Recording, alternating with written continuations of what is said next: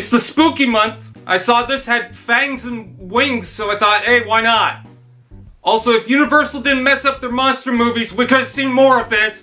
Jhiaxus, Jhiaxus, Jukebox, whatever you call him, you could call him Jonah Hex. This character had been around in the franchise introduced in Generation 2 and was meant to be one of the main leading villains, at least in the comics, with the goal of a sought-after united universe. While Jhiaxus had an original design with white and yellow, which the Legacy line resembles, the character was seen taking different forms through different comic series. He had been used in orange with the universe repaint, and with this, that color variant returned. Jhiaxus transforms into a jet. In particular, this toy is a remold of the Generations Armada Starscream Deluxe class toy.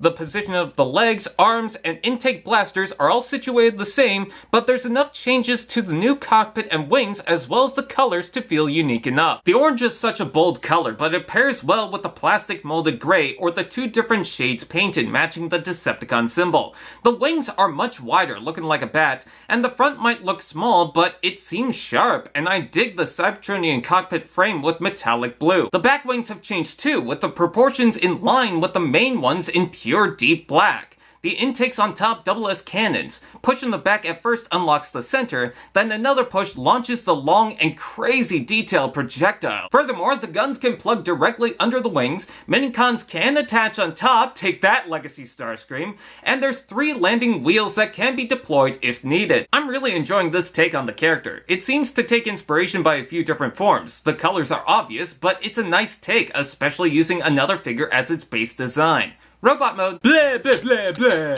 Even though Jhiaxus is a rework, I love the presence of him. The big bold wings, chunky legs, and clean torso along with the bright orange and the grays seem to work perfectly. He just seems sinister, like a top dog villain they sadly underuse. And yeah, the Starscream components are obvious, but I already like that figure and I think it works for him. Though the cannons are perhaps a little too on the nose. He also gets more minicon ports in this form. So this is why it's the Halloween special, not just for the wings and pumpkin colors, but look at the head. You can actually see the fangs. At least the head itself still keeps with the Jhiaxus design, especially with the hoses to the chin and seeker helmet vents. Did someone say articulation?